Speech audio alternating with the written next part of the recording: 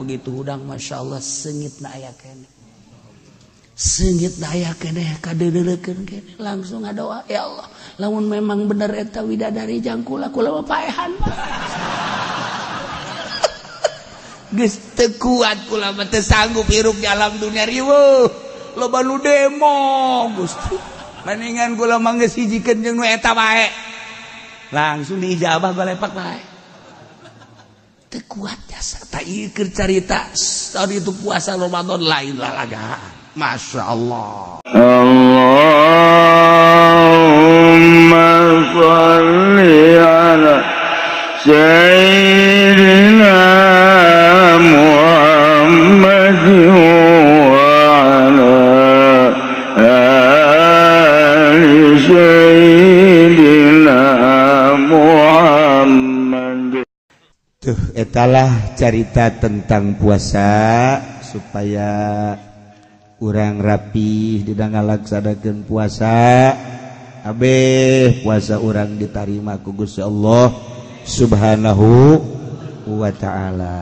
Ngaye urusan puasa nu ku urang dibahas tadi adalah tentang puasa puasana sakadar puasa zahir disebut puasana puasa awam eta mah puasa kanak-kanak kos kitu puasa teh tawalah puasa gan zahir doang teu dahar teu nginum eta mah puasa lalaga puasa teh kabagi tilu aya saumul awam nu tadi teu dahar teu nginum teu jima oh buka nama masyaallah pohara mantak cek Kangjeng Nabi man pariha bidukhuli Ramadan haramahullah jasada alan niron jelema nu bunga kadatangan Ramadan haram jasada ka neraka pan mantep okos urang nu mantak bunga naon sisi eta nu mantak bunga cek Kangjeng Nabi teh kapan saha jelema nu bunga kadatangan Ramadan geus pokona haram ka neraka aing ge bunga kunaon sok dipangmeulikeun baju ku mak teu jadi aing bunga kunaon ai saur sok sagala aya teu jadi aing bunga kunaon bonteng suri selalu mendampingiku aduh lamun bukanya kopinya teu jadi lain eta bunga teh kulantaran Ramadan teh ngabogaan magfirah jeung rahmat bulan anu pinuh rahmat jeung magfirah nu mun urang asup di bulan eta sorga geus ya Allah lantaran ketika urang aya di jolo bulan Ramadan kemudian urang puasa di bulan Ramadan hayang nyaho kahebatan rahmat Allah jeung magfirah Allah cek Sidina Umar urang robah ka dieu robah urang doa urang lempang urang doa lempang urang ngadoakeun cek Sidina Umar cak lempang teh mudah-mudahan Gusti lantaran abdi ieu lempang lain salempang-lempangna dibere kakuatan ku Gusti hampurakeun Gusti ieu Zaid anu keur lempang ngadoakeun sare hees ngadoakeun hees cak hees teh Gusti lain sahees nahan lapar jeung dahaga Gusti hampurakeun ketika wudu cai ngocor cai ngadoakeun cak cai ya Allah ya Rabb panghampurakeun jeung bere rahmat ieu jelema nu keur wudu atawa keur mandi wudu lantaran nyana teh nyaho kula ge teu diinum ku nyana cai lalaunan ka kemuna ge lantaran menghargai Tuhan ya Allah ya Rabb panghampurakeun cai begitu badahanana ka masjid lempang geus kadoakeun begitu asup ka lawang masjid teh ngajerit ka Gusti Allah ya Allah ya Rabbi di jero lapar jeung dahaga masih keneh nyana sempat berjamaah geus Gusti teu ridho kula macak lawang masjid teu ridho lamun masih keneh ieu teh dihampura panghampurakeun jeung pangberekeun sorga Gusti lawang masjid encan datang ka jero lawang geus kajerit nu mantak saya ada ka lawang masjid urang guru kikieu Nuhun lawang. Nuhun. Cak nu teu nyahoeun teh waduh budak. Ngaji ka Cilowok jadi kieu teh budak. Bantak urang Iran Syiah lawang mah teh tadi kieu-kieu sabenerna mah salah teh teh beunang henteu kudu dikitu-kitu ngan nyana nyaritakeun kana ngomongna lawang makam di jerona aya Sayyidina Husein setiap jelema nu negara ka Sayyidina Husein lawangna bae kan ngomong negara ka Sayyidina Ali lawang kan geus ngomong ngan nyana dipraktekeun haju sujud di lawang iyalah salahna urang Iran. Urang ge tah lamun nyaho ka caritaan Sayyidina Umar kan ngaromong mang mentakeun hampura ka urang ngajerit di lawang masjid ngajerit. Urang lamun dibukakeun hijab moal kuat urang ngajero. Mang mentakeun hampura atuh deuk nanaon. Di samping eta lain sakadar sakitu. Kumaha? Cak lawang teh Gusti. Di sampingnya na dibere widadari nu biasa. Pangberekeun widadari nu luar tibatan eta. Lamun can dijawab ku Gusti Allah, lawang masih ngajerit keneh bae. Mentak cek Gusti Allah, geus ulah ngajerit tuh deuleu. Barang di deuleu, wah karak cicing lawang. Mentak aya kacaritakeun jelema nu ngimpi. Ngimpi di bulan Ramadan kapanggih ujung kesenangan surga, istana, cai ngocor, makanan, minuman dan lain sebagainya. Tekebal jana keur cicing di sisi kali. Aya awewe Masya Allah.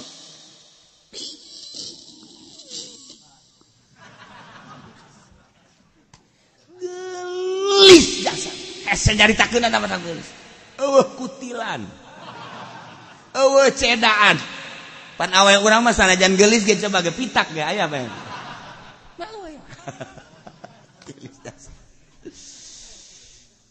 Nyana kan maca langsung asyhadu an la ilaha illallah wa asyhadu anna muhammadar rasulullah. La ilaha illallah muhammadur rasulullah. Di jero ngimpi. Itu ge sarua asyhadu an la ilaha illallah asyhadu anna muhammadar rasulullah. La ilaha illallah muhammadur rasulullah. Cak nyana, kok maca la ilaha illallah? Kula ge sarua hamba Allah percaya ka Kangjeng Nabi. Percaya ke Allah, percaya ke Kangjeng Nabi Muhammad. Neng ieu teh geulis amat sih. Kula dipersiapkeun jang kakak. Aduh. Yalah di jero impian geus teu kuat jasa. Langsung ngarawe. Mundur nya sit. Dirawe le mundur. Pacana neng jeung kakak tapi pada belum saatnya. Nanti setelah engkau wafat baru ketemu dengan aku yang asli. Hudangnya nah. Begitu hudang Masya Allah sengit na aya kene. Sengit na aya kene kadeureuleukeun kene langsung ngadoa ya Allah. Lamun memang bener eta widadari jangkula kula mah paehan mah. Geus teu kuat kula mah teu sanggup hirup di alam dunia riweuh. Loba nu demo Gusti maningan kula mangga sijikeun jeung nu eta bae langsung diijabah balepak bae teu kuat jasa ta ieu keur carita saur itu puasa Ramadan lain lalagaan Masya Allah puasa teu dahar teu nginum gampang lantaran kagampanganana budak leutik umur 7 tahun aya nu kuateun budak leutik umur 8 tahun loba nu kuateun budak letik umur 10 tahun loba nu kuateun. Lamun budak letik umur 12 tahun bae kuat, 10 tahun bae kuat, 7 tahun bae kuat, atuh kumaha urang nu gede. Kuat apa budak puasa orok-orok ge kuat. Nyang heuy bae budak datang ka magrib, urang sarua nyang heuy datang ka magrib naon bedana jeung budak. Puasa orok. Puasa nomor kedua mah muasaan mata ajak puasa mata di samping teu dahar teu nginum teu jima mata urang ajakan puasa ulah dula deuleu kanu dilarang ku Allah ceuli urang ajak puasa ceuli ulah ngadegekeun nu dilarang ku Allah irung geus kieu jangan buat lauk asin. hayang geura magrib bae sabir lauk asin tapi lain deui mah gabus sieum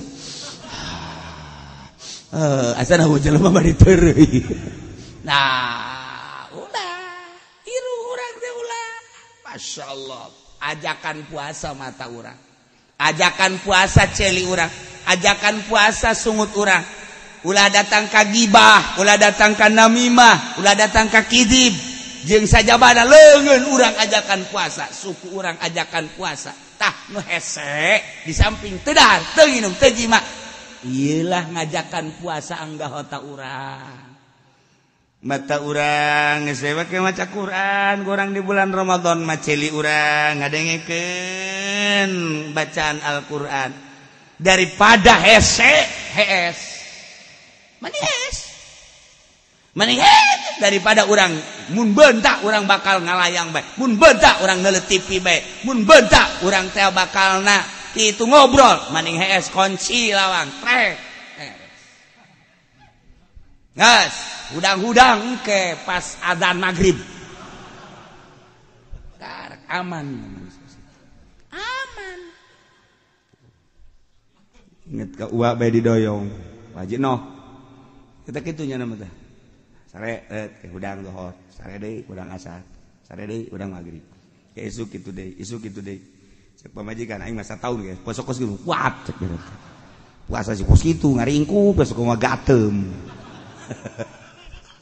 daripada maksiat teh kos kitu puasa teh ieu hese ge muasaan ieu tah disebut puasana saumul khawas mata ajak puasa kurang celi ajak puasa irung ajak puasa lamun puasa model kos kayak kieu model kos dedahar teu nginum teu jima ieu kabeh diajak puasa mata celi tah ke tanggal 27 Ramadan sakumaha Al-Qur'an diturunkeun di bulan Ramadan di malam Lailatul Qadar urang bakal dibere ku Gusti Allah Lailatul Qadar.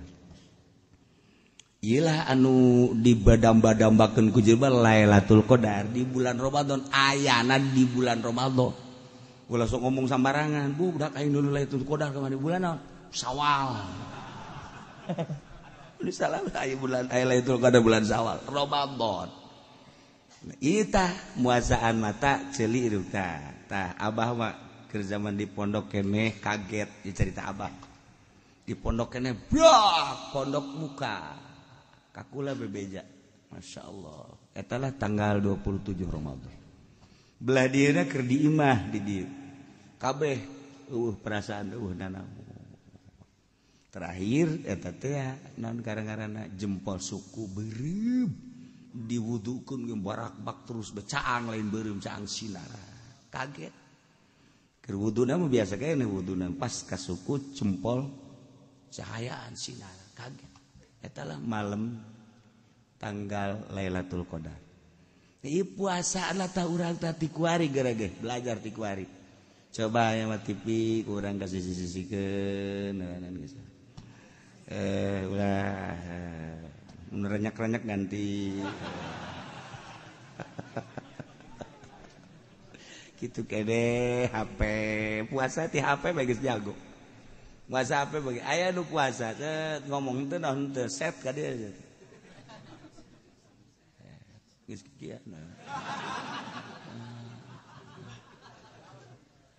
Dikenal pe di ieu ge naon gara-garana di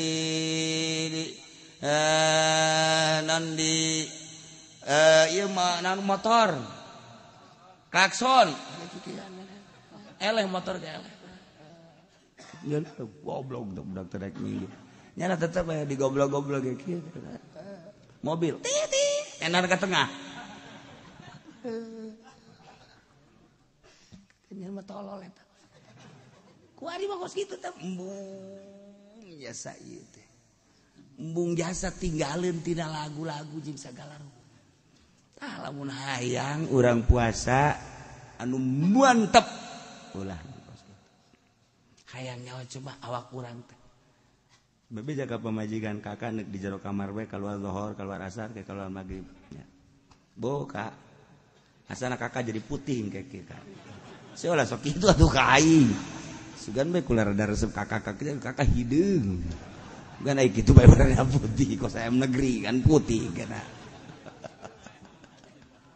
Tah, urang aya ngajajal coba kos kitu tah. Tapak ngaranna puasa teh.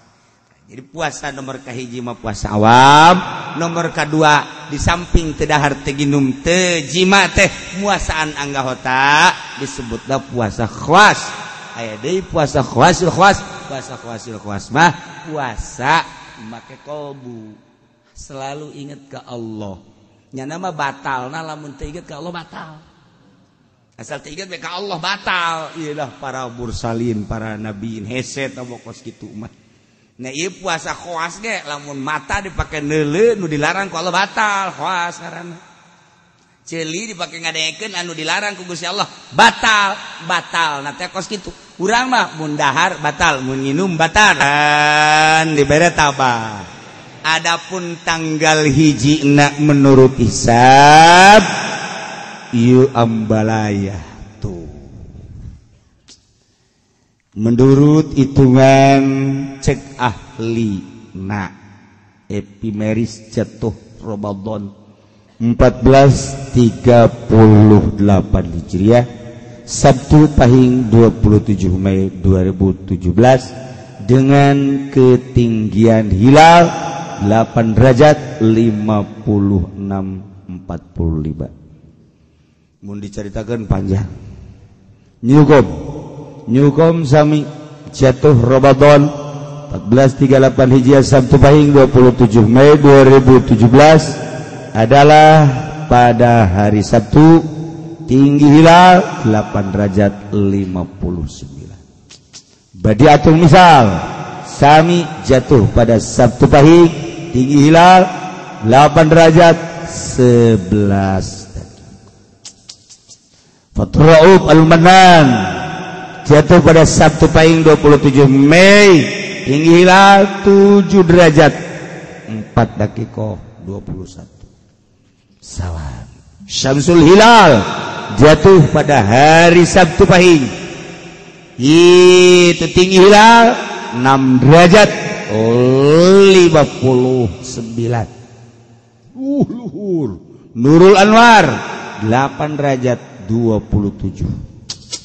Sulamun Nairen ialah karangan Syekh Mansur jembatan 5 dipakai anggaran setiap ulama salafi masih kada makakeun hisab anu ijma'na adalah malam Jumat. Panjang mun dicaritakeun lantaran ieu mah alalakur bae teu dicaritakeun panjang-panjang. Tinggi hilal 7 derajat 20 dakika. Jadi gede naon kitu garana bulan teh. Geus ieu mah teu kudu dicaritakeun, insyaallah puasa urang bakal rempang terempung bakal rempung. Dina poe Sabtu lebaranana adalah hari Ahad. Berarti orang puasa 29. Sabtu Minggu Senin, Selasa Rabu Kamis, Jumat Sabtu. Minggu orang lebaran. Darjatnya tinggi sarua bae. Tinggi sulam menang 3 darjah. Kemudian kitu epiwaris menangna 3 darjah sarua bae deui. Kemudian kitu Jokom sarua menangna 3 darjah sekian. Kemudian Badiatul Misal menangna 4 darjah malah. Kemudian Fatra'ub menangna kitu 3 darjah sekian 38. Luhur Syamsul Hilal itu tinggi derajat hilal 3 derajat 43. Nurul Anwar sami 4 darjat malah. Ieu mah keur carita Sulamun Nairen adalah jatuh pada hari Ahad ke lebaran. Urang puasa 29. Insyaallah lamun memang ru'yatna pemerintah sesuai jeung aturan urang puasa bakal bareng. Andai kata pemerintah mengumumkan hasil ru'yat teu akur, dipersilahkan untuk mengikuti pemerintah. jang simkuring kuring we insyaallah dek make hisab Sabtu. Adapun bapak-bapak ibu-ibu tunggu pemerintah engke pemerintah ru'yatna poe naon persahkeun ulah kudu bingung-bingung ibadahna lain ka pemerintah hanya ngumumkeun mun bener nyana menang ganjaran mun salah tanggung jawab jaga di akhirat janyana naga tetep ibadahna ka Allah kula geus boga keyakinan sorangan lantaran ngaji nyawa si aing ngaji ya aing ngaji tuturkeun aing ulah ieu jang aing we sorangan tutungtur nama aing bae ieu aya merak keur ngejere bebeng ieu teh jadi kula lantaran atuh loba wasiat-wasiat geus lah udah caritakeun wasiat itu bagus dek make hisab sulamun nairen tanggung babarengan jeung ulama di dunia urang ngadoa bae wah surni fi zumratihim terus datang ke akhirat dek bareng jeung ulama nu bener dek dituturkeun di samping kitab-kitab nu lain ulama geus ngaikrarkeun hayang make sulamun nairen bareng jeung Ki Mansur sakitu bae ente dek milu jeung Amerika los dek milu jeung Prancis los dek milu jeung Inggris legeg kusya aing mah dek milu jeung ulama bae geus sakitu ulah ngaharuan ka aing engke ke dieu teh di ais ku Syekh Mansur ini anak emasku cekeuna teh atuh aja pendi jangan solo lo ngapain ikut gua lo sono lo sama Wilhelmina lo sono isik orang ke di akhirat tahun gitu-gitu geus tanggung bobolokot milu jeung ulama geus beres sakitu we konsepna beres teu kudu milu jeung kula tujuan pemerintah poe naon eta nu kudu dituturkeun jang ente di cenah kula beunang milu ka kiai we ulah sok iluna da ulah saksa ilu da ulah geus ka aing ka sorga cuma diajak paing bah cenah kiai so amat ka sorga je atuh sorga nu Allah aja aingna milu jeung ahli sorga atuh beres ja kawali cinta katuan Abdul Qadir cinta katua Maulana Hasanuddin cinta kabari kakarak balik ti zarah-zarah ti wali-wali nyana nyahoeun ye Syekh Mansur make kitabna atuh geus deuk bah boga kayakinan lamun teu yakin keneh bakal diajak ku nyana atuh ulah milu ye aing mah boga yakin milu geus gege digawe tah hayang dikitu-kitu perebut engke wali ieu kadieu ish ulah perebut urang babarengan ayo bareng ayo nu rek milu saya teh ayo ulah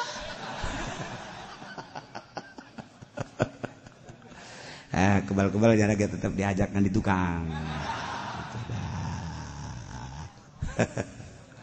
iya wakir carita hisab bun dicaritakeun panjangan darjana tinggi datang ka dibere cara-cara ru'yat jeung bulan-bulana geus aya sagala rupa ka mana ngujurna belah mana ayana mun ru'yat neuleuna ka ditu apa ka ditu atuh geus aya sagala rupana nah ieu mah keur carita luhur derajatna maka teu kudu dicaritakeun panjang-panjang insyaallah asana puasa bareng lebaran ge bareng ge nu akur jeung hisab jeung pamarentah ja aya anu kakarak 15 poe geus lebaran atuh jarang lebaran teh heula bae lain deui teh urusan kos kitu bae ieu mah lebaran urang di jero Ramadan teh aya zakat fitrah sing hade urang wajib ngaluarkeun zakat saurang sasok sok teh 3 mud samud saleter mucung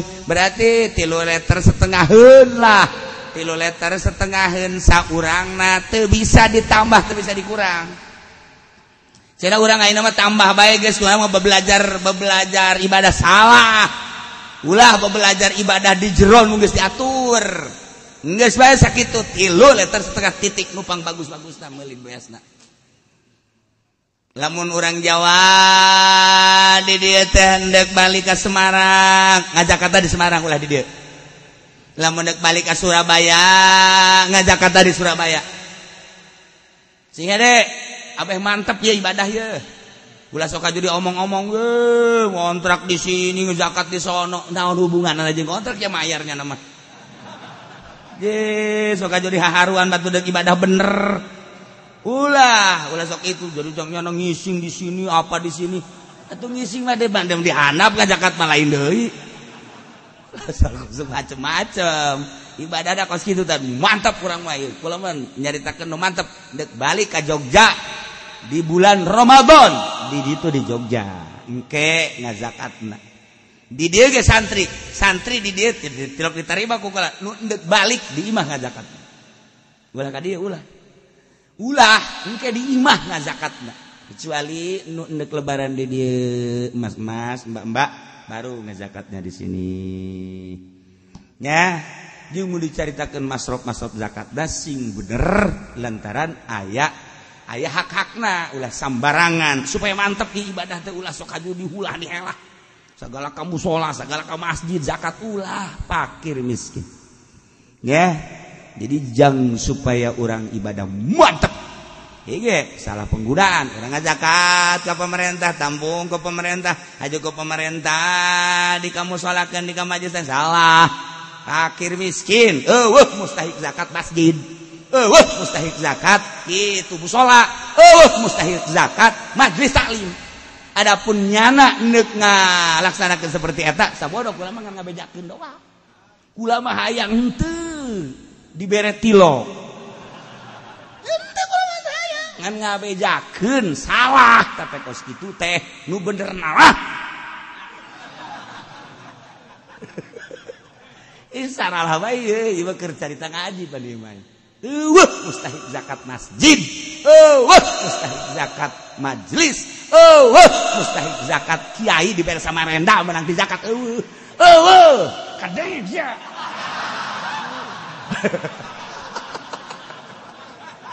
ngarenjak betungtung nama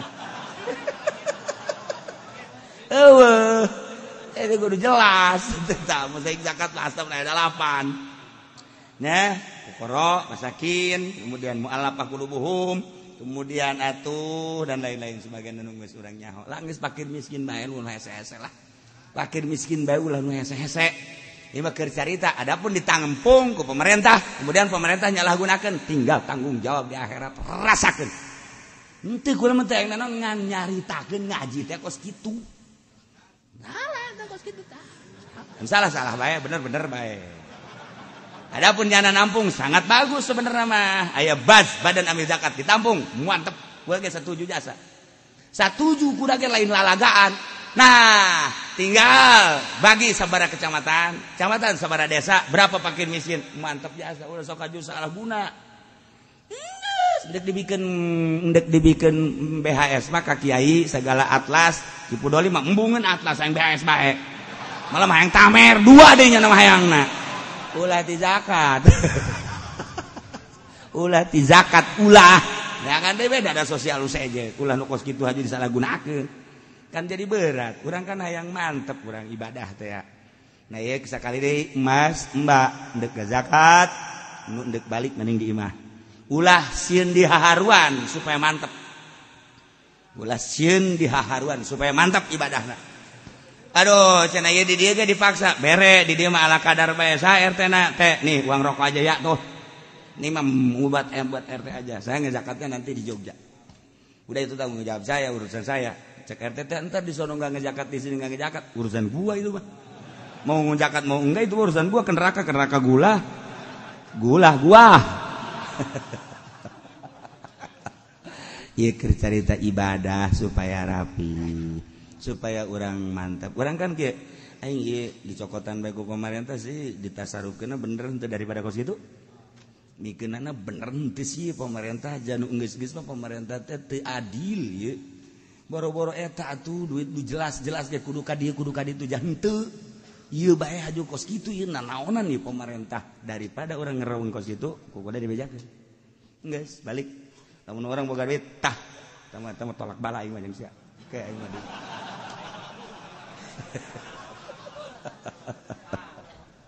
Masya Allah Karim. urang wajib lamun urang boga ye salaki wajib ngazakatan urang nu wajib dinapakan ku urang wajib dibere zakat ku urang kemudian pamajikan urang wajib dizakatan ku urang anak urang wajib dizakatan ku urang lamun can mampu wajib dizakatan hadam urang lantaran urang boga hadam ku sebab urang gering sok ngahadam urang wajib urang dizakatan lantaran urang terlalu lintu awak urang teh kudu dihadaman punya anak hadap urang wajib dizakatan ku urang.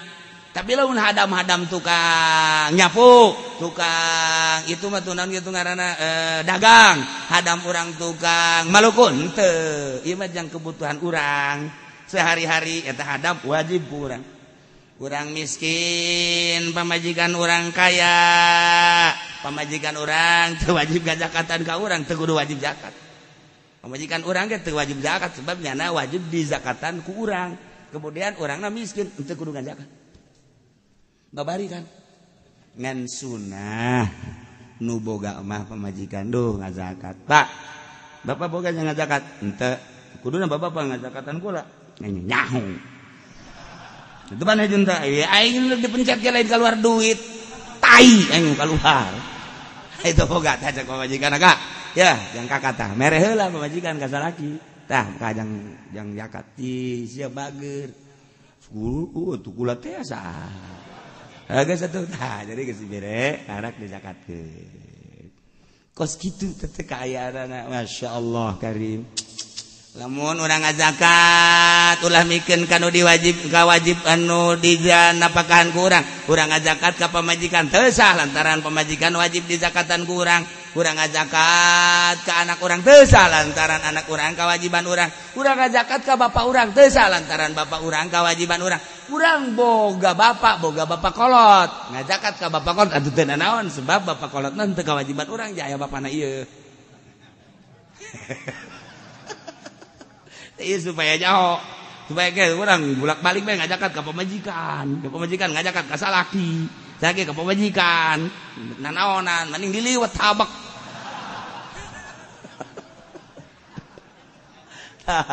ulah salah aya paranti sanajan geus nyaho imang ngelingan hungkul nya sanajan geus ngelingan hungkul supaya orang mantep ibadahna nu boga kuat Allah pentalah kekuatan ka Allah anu boga seger Allah pentalah kasegeran ka Allah anu boga sehat Allah pentalah sehat ka Gusti Allah mantak urang hahampuraan heula ka dulur-dulur terutama kula di dieu boh kula nganyunya sok sompral sok lalagaan besi anu kasinggung besi nanon kula mentah berteu maksud sama sekali sunggang singgung teu maksud nganyerikeun sakadar nyairkeun supaya hate bisa narima ieu papatah-papatah ti Gusti Allah eueuh maksud geus andai kata aya nu kasinggung kula hampura lain kula bae keluarga kabeh adik-adik kula sekeluarga kabeh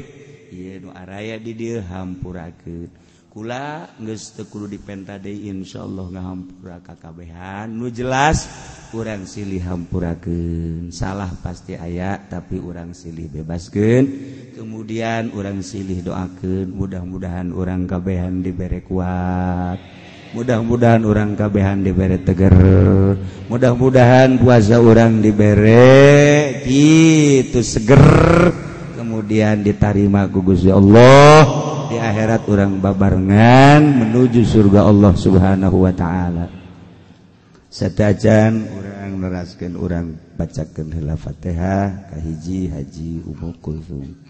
Ti haji haulna malam 9.